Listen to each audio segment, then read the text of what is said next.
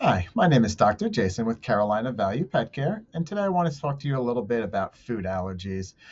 So, everybody probably knows that people can get food allergies, but our dogs can be allergic to different foods as well. I know this big time firsthand. My son, he's allergic to bananas, all tree nuts, and even eggs, cooked or not cooked. So, I know how frustrating it can be if we do have to deal with an actual food allergy. And I've seen it just over the past, God, I've been practicing 15, 20 years almost now, and seeing how many patients we can get with food allergies. Most of the time, if a dog is going to have food allergies, we see some signs showing up kind of early on, even within that first year of being born. They might start showing some signs of food allergies. If they're not showing them by then a lot of times it's going to be a little bit later, even like our 5 or 6 year olds, that we start seeing some issues with food allergies. How do we know a dog has food allergies? It takes a little while for us to figure it out for certain, but you may notice your dog just seeming itchy and it's not really associated with the seasons. So it's not just that, hey, there's a bunch of pollens and oaks and pine tree stuff outside that's making me itchy in the grasses.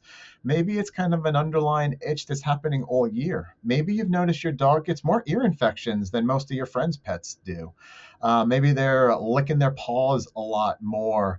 Maybe they have some GI signs, maybe some flatulence, or they're a little more gassy than other dogs that you've noticed. All these things could be signs of food allergies.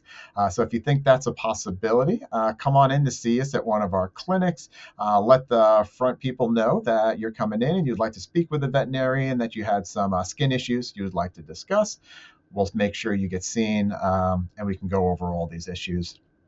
If we think it is a food allergy, a lot of times the things that the dogs are allergic to are actually the major proteins in their food. So beef, chicken, dairy are number one, two, and three kind of culprits when we worry about food allergies. Way less common, we can actually see some wheat allergies, sometimes lamb, sometimes pork, that kind of seem very similar to the other proteins. But most of the time, it's our beef and our chicken are number one and number two, then less likely dairy, and then really, really less likely some of our wheats, lambs, and porks. All right, so if we do think your pet has a food allergy, what are we going to do about it? We're going to recommend something called an elimination diet trial. Elimination means, hey, I'm going to eliminate what they're potentially allergic to. So, our best way to do that is we have some prescription food options, and we have two different ways we can do it. We call it a novel protein or a hydrolyzed protein. A novel protein, and just saying novel means, hey, it's a protein they've never been exposed to before. It's novel to them.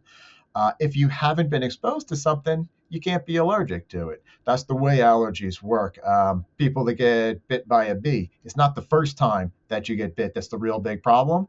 It's that second or the third time when your body has seen it a couple times in the past. It kind of gets this memory response to it and then has a horrible, like exuberant, way overactive response. So that's what we see with foods too. It's something they may have eaten their whole life, but over time, your body builds up this abnormal reaction to it and can get worse and worse as they get older. So we can get them on a prescription diet that we can absolutely know for sure has none of those proteins in it. So if we're doing a novel protein, we may do something like a kangaroo, sweet potato, duck in there. There's a whole bunch of these different ones out there that they can do. Most of them we're hoping that they've never been exposed to it. Unfortunately, a lot of dogs have seen some of these, like buffalo and rabbit and duck, in some of our boutique type of brands of foods too. So we just kind of figure out if there is one that they've never had before, and we can try one of those. The other ones I really like are called hydrolyzed proteins. Hydrolyzed just means they actually break the protein into tiny, tiny little pieces. They break it down so small at that microscopic level that the body doesn't even recognize it as something to be allergic to anymore. That's what they do in infants that have allergic to milk. They'll actually break down that protein from the milk in the formula to such a small size that the body doesn't even react to it anymore. So those are our prescription options. If a prescription diet doesn't seem right for you at this time, we can try to recommend some over-the-counter ones. Over-the-counter ones, we just never know for 100% certain what other ingredients might be in that bag. The regulations guiding on how you package pet foods a little bit different than people. They can make it in the same facility where some of these other proteins were being packaged up. Human food products, it'll say on the bag, like made in a facility that also had eggs, tree nuts, bananas, or something in there. But for pets, they don't have to include that statement. So it's always possible it could have some contamination in there. So that's why I like the prescription options first. But if we can't, we can certainly try one of those with you as well. So we're going to try one of those. Typically, I'll do it for about 8 weeks to making sure that they're feeling a lot better. Then if they're better, then get them, we could challenge them back on the old food and see if those signs come back up. That's our way that we can 100% know for certain, yep, it was the food that caused all of this.